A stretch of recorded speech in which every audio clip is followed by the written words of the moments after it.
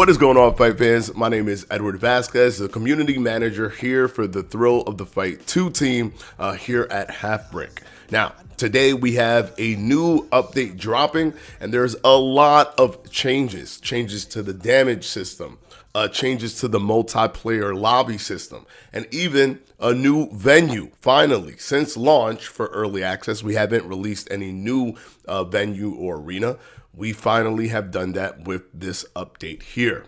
So without any further ado, let's go ahead and jump into the details of this update. First, let's start off with the damage changes. I know you guys have been waiting for this specifically. So before we jump into the other stuff, I definitely want to break down what the changes are within the damage system in terms of Thrill of the Fight 2. We've increased the chin size hitbox. So the chin should be much easier to hit with either an uppercut or left hook or even a straight or a jab. Creating that larger size has made it easier for players to be able to effectively target the chin to increase that damage that's done when hitting that weak point. A weak point that in boxing, a lot of people are aiming for, a lot of people are trying to hit in real life. We want to make sure that it is hittable here in the game as well. We've enhanced stun capabilities, including being able to stun by hitting the body. So it's no longer incredibly difficult to activate a stun in your opponent. Before, it required somebody to move in, for example. Now you could be moving away and you can still activate a stun.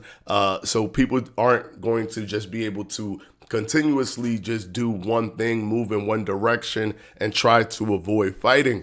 They're still susceptible to being stunned regardless of if they're moving away or not. Obviously, the move-in system is still there, so them moving in makes it easier for you to be able to get a stun, but it is now possible to get stuns without them having to necessarily move in, without you having to necessarily hit a weak point. But keep in mind that all those things that you do hit, weak points, moving in and all that stuff, will make it easier for you to get the stun. But it doesn't make it that it is impossible anymore. You can actually get a stun no matter what the situation is, as long as the hit is hard enough. You now have a higher chance to get a knockdown because all those things are much easier to do now. The same thing applies with stun and with the knockdown ability. So before, they would have to be moving in, or you would have to be hitting a weak point, and all these different triggers would have to be in place for you to get a knockdown. Now, even if they're moving away, even if you don't necessarily hit a weak point, or if you hit the body as opposed to hitting the head, it is possible to get to knock someone down. Keep in mind, it's still harder to knock someone down hitting the body or stun someone via the body, but because there's more things that you can do with the head.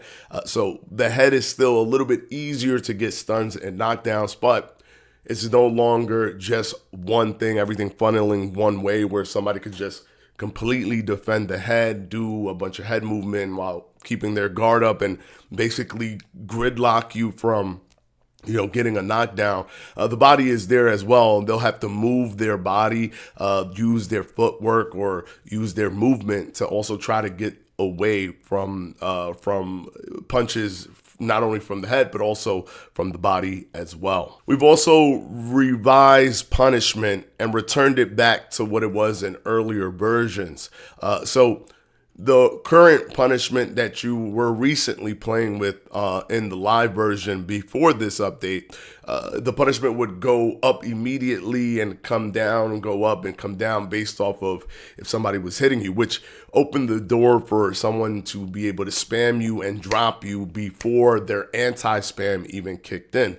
So a lot of people were just getting dropped immediately. They were going gray and then dark, and then boom, they would just drop because their health was that, vulnerable, was consistently moving all the time.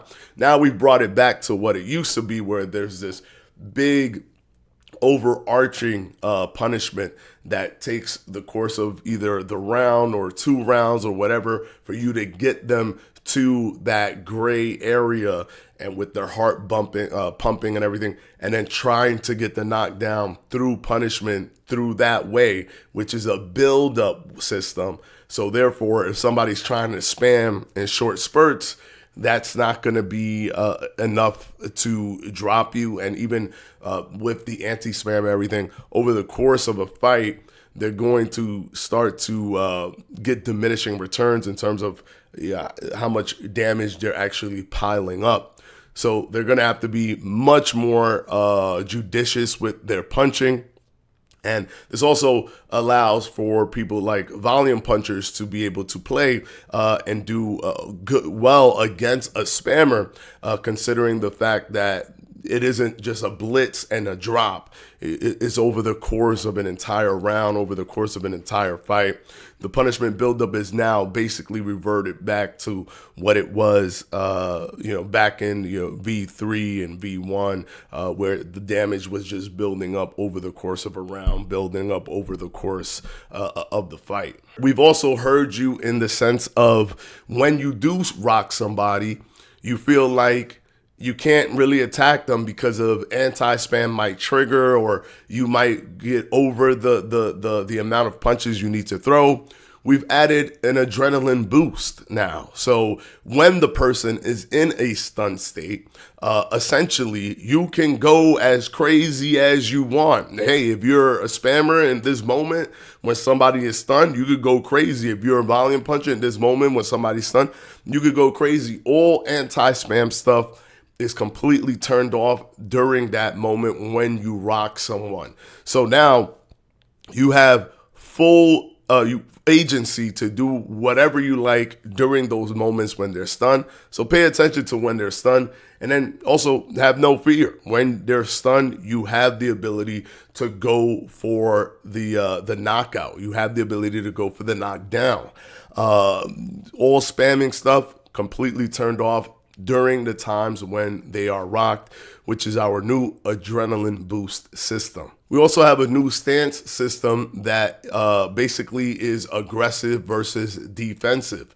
So if you're not doing anything, you're in defensive stance, you're not vulnerable to be knocked down. It's just whatever the normal damage is when you get hit, that's what you're taking. However, when you are throwing punches, you're in an aggressive stance system. There's an increased chance of you being hurt when you're actually throwing punches.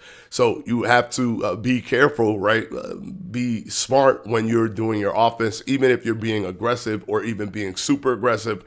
Be smart, understand that when you are throwing punches, you are a little bit more vulnerable. So it kind of works as a counter system at play with all the other elements on top as well. So keep in mind the moving damage increases there as well if you're moving into your opponent.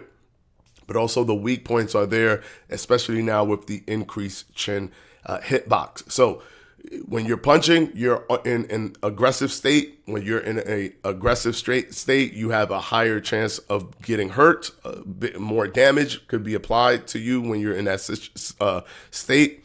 When you are not throwing, you are in a defensive state, and there is no additional buff or anything like that, but you're not you don't have any additional vulnerability to you in terms of damage that could be coming from your opponent. We also added a V1 modifier. So what that does is it reintroduces some of the punch alignment stuff that was seen in the version 1, where you have to align your punches or the straightness of from the elbow to the wrist and how you drive that through your opponent. I know a lot of people were talking about those punches that they used to throw back in V1, V3, they used to do a lot of damage, but now they're not doing that much damage anymore. We're bringing back those things where it's reading that alignment so that you can get familiarity with the damage that you're doing off of even the single shots. So this now increases the power of your jab. It increases the power of your straight, right? These were really powerful things that did well during the V1 version, and now with these V1 modifiers that are added to the damage that you can do in the game, they're allowing for these straight punches to do a decent amount of damage, so you can work very effectively off the jab with this new update. We've also added a bunch of other new tweaks and small little updates into this system in terms of the damage to try to enhance a good boxing technique. We want this update to move away from any type of spamming being a good prominent meta to good boxing technique being a really strong meta, and even for volume punchers to be able to do their volume punching without getting harshly punished the way they did in the previous version before this one. So a lot of different minor tweaks on top of all of the stuff that we've talked about to try to get the game to move into a space where good boxing is rewarded and spamming and stuff like that is absolutely not rewarded. Okay, let's talk about the new multiplayer lobby and features. You guys are gonna love this one. It's a new menu screen that allows you to select the different attributes on the opponents that you're going to challenge or the opponents that you want to challenge. You'll be able to see a list of opponents that meet this criteria, and they'll be ranked within their ping. So you'll be able to see their ping before you even choose them. So you'll see with all of these attributes that you can select and you could ask for, you'll see their height, you'll see their ping, right? You'll see their elo, you'll see all these different things, and you could go ahead and select that and go into a fight with way more control based off of who your opponent is. Somebody could challenge you as well, and you'll be able to accept. And on top of all of that, you don't even have to pick ranked to do this. You now get the choice between a ranked fight or a casual fight.